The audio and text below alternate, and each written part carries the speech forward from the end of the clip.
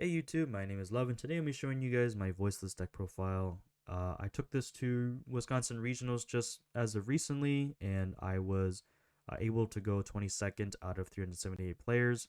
So essentially, I got top 48 out of those players, and out of top 48, you actually get an invite to Nets. So I actually got my invite for my first ever regional tournament. So really proud of myself.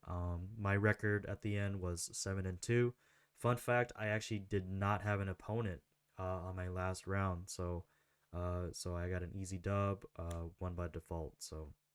Um, anyway, I thought I would show you guys my pure voiceless voice deck profile. I decided to not play Dogmatica because I felt it was too inconsistent.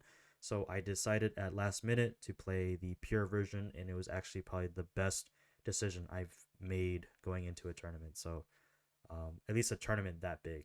So without further ado, I thought I would show you guys the deck profile.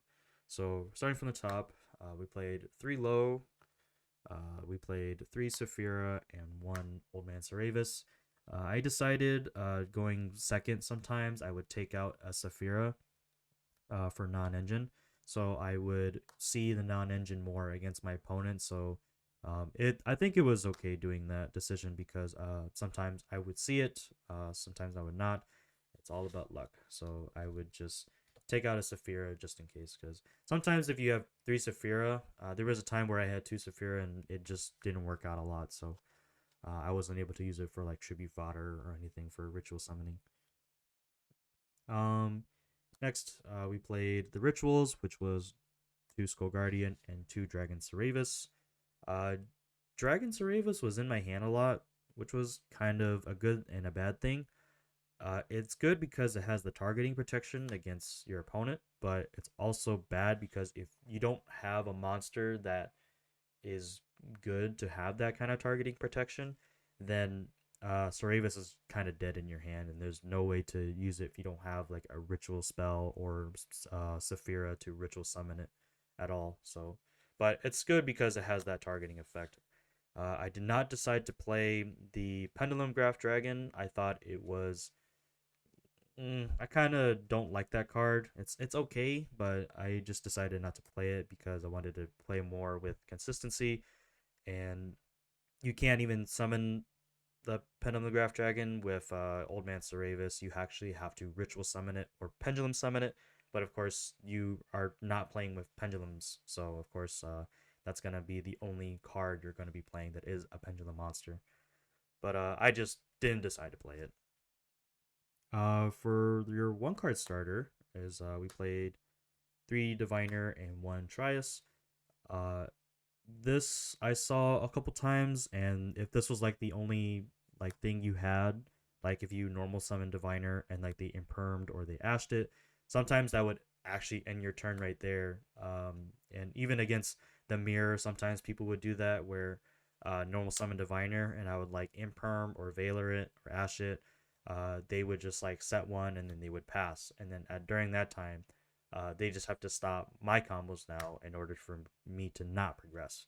But overall, sometimes when I did have Diviner, it would actually be resolved. It got resolved more than a lot than it should be. Uh, One thing that I had trouble with, especially with this Diviner, this is a German Diviner.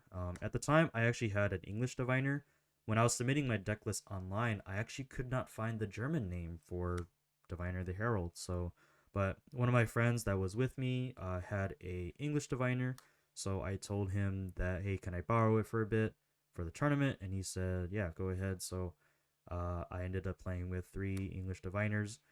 Um, so shoutouts to you, Shy Peter. Thank you again for the English Diviner for me to play during the tournament. For the voiceless spells, we play 3 of the continuous spell. We played 2 of the rituals and 1 of the trap. Sometimes, if I were to normal or special summon low, I would like to bring this out or place it out first than this one sometimes, because I kind of like this better because it had the interaction on your opponent's turn to pop a card on field. So I kind of needed that second interaction to kind of win me the game. And there were times where it actually did win me the game instead of just having just this out and not this. So I think it was a better decision to do that. But overall, it was always nice to having Radiance and Barrier on field. Probably the best decision that I made all of the tournament was playing Prosperity. Uh, I'm really happy I played this because it was just more about consistency, and Prosperity is a consistency card, so I decided to play it. Um, I'm really happy I played it other than Nadir and Maximus. I just this was just so much better. Even playing it against my opponent who was playing Kashtira. One time when me and the dude were dueling, uh, I played Prosperity and he actually negated it with Solemn Judgment. So, but I actually had a second one in hand, and Prosperity states that you can only activate one Prosperity. So I actually activated the second one, and I actually got rid of like 12 total like extra deck cards in order to search something. And then when I was excavating, I actually my last card that I excavated was Barrier of the Voiceless Voice. So I was able to win with that. So I'm actually really happy I played Prosperity. If I played Nadir at that time and he Solemn Judgment, I probably would have lost. So really glad I played Prosperity. We played 3 pre-prep. I mean, this card's just really good in general. I mean, it's a +1. So, and then the other card I was also happy about playing was 1-for-1. This card was really good too. There were times where my opponent used an Ash Blossom on like my Barrier or like on Radiance or something, or on my Diviner, and I'll be like, oh, I'll just play 1-for-1. You already wasted your Ash Blossom, so I'm just gonna summon low and see if you can negate that. In times where I actually did play 1-for-1, people could not negate the low, so that was really good. Non-engine, we played 3 Ash Blossom, 3 Imperm, 3 Nibiru. This could be used for like your chibi fodder as well. So if you want to have low on field and you don't want your Skull Guardian getting negated, like this is like your way to go into it for Skull Guardian. 3 Veiler, 2 Mourner. I needed something against Kashtira, and this card was good against Kashtira too because it discards instead of sending to grave. So if they activated Shifter, this card can essentially stop Unicorn, and that usually stops their whole play. And then for the 43rd card, we played Call by the Grave, which during testing, I'm really glad I played this card because one interaction could stop my whole board. So like if I like normal summon Diviner and they Ash it or they Veiler it, that could be like the end of my turn. So I'm actually glad I played Call by the Grave. Um, was kind of hesitant too about playing Call by the Grave because I felt like I didn't want to play it, but I played it anyway, and it worked out in the end. So, extra deck. Extra deck. We played 2 Dynamondo. I never went into the second one, but I kind of felt a little sketchy about going into Dynamondo sometimes because the opponent would have like maybe Call by the Grave or like a Ghost Spell to negate Dynamondo, or they would like. I felt like I had a hunch that they were just gonna DD Crow or Bestial the ritual monster you were going to summon. So, um, yeah. But times where I did summon out Dynamondo, I think it was okay. It resolved and I was able to play the game, so it was good. The one card I was really disappointed and I was really unhappy about playing, like I'll tell you guys this right now, this should have been like Nightmare Phoenix. Like I really regret not playing Nightmare Phoenix. It would have been a better pick. Because we're in a format right now where people are playing a lot of level 1 monsters that I think Anima is, I feel like, not a good card for this format because people are going to be avoiding the zones under the extra monster zones. So this should have been Nightmare Phoenix, like 100%. We played the other level 1, or the Link one that needs a level 1, which is Link Rebo. This is pretty good because it can also climb into SP and you can get the free target banish and grave on field. The Charmers, we played Lina and Dark. I never went into Dark, but I did go into Lina against my opponent, playing the Mirror, of course. I took the dude's Diviner, and when I took his Diviner, I was able to use the effect and use it for sending Entis, and then Entis pop the barrier spell so that he doesn't get a guaranteed search. I almost made the decision to send Trias to grave and then using the effect to tribute uh, the dude's diviner and make that mistake, because if I would have made that mistake, he would have gotten that trigger and I would have actually maybe lost that fight. So, uh, we also played one BLS. Mm, this is a flex. I just didn't know what to put in for the extra deck, so but we played level sevens, and it kind of becomes a tower if you use a level 7 with it. So if you use it with it, it kind of goes well, but it didn't go well at all. And then just in case, if I wanted to clear boards a little faster, I decided to play Selene Access Code. These never came up. These did come up, however. I was playing Arclight and Entis. Of course, like I said earlier, when I was using Lina, I took the dude's Entis and was able to pop the barrier spell. This could also potentially like pop like floodgates or floodgates that are like monsters like Fossil Dyna.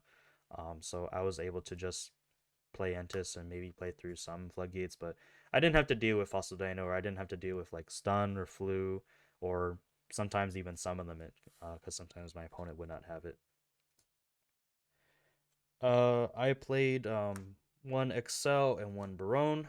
The main theory behind these two is to have Diviner on field that is still level 2, and then you're using the Radiance Trap to special summon from deck a Saphira, and then you would synchro summon into Excel Stardust, and then Stardust would reborn the Diviner to make Barone. Or you can use your level 7s, because you play level 7s, and level 3 tuner monsters, which are like Ash Blossom or Ghost Mourner, to make Barone as well. But I never needed to go into it. However, I did go into Chaos Angel one time against my first opponent, which was Branded Chimera. The guy summoned Barrier Statue of the Abyss, which was, if you guys don't know what that card does, it basically makes it so only both players can only special summon dark monsters. And but at the time when he normal summoned it, he just normal summoned the statue and he passed. And I was like, oh, so it comes back to me, and I had Low and Trias on field already at the time, and I just went into Chaos Angel and banished the statue. So side deck was playing 2 cross out. I definitely wanted to main it, and there was a weird trend going around the tournament where people were citing cross out going second. So when I was going second, or I felt like I was guaranteeing to go second, I decided to side this in going second, and it actually won me some games. So I was really happy about playing cross out. It was just a weird thing. I just didn't know if it could work, because normally you would side this in going first, but I sided in going second and it worked. Sometimes I would side in Droll too as well, just in case for crossout, or just in case as well for decks that love to add a lot, like Flu. But like I said earlier, I never had to go against Flu. But Droll, whenever I sided it in, came up like once or twice. We also played 2 Lightning Storm and 1 Duster. I sided these in, like I think like maybe once, and I never saw it. So, but it's for like Rogue and of course back row hate. 2 Ghost Spell.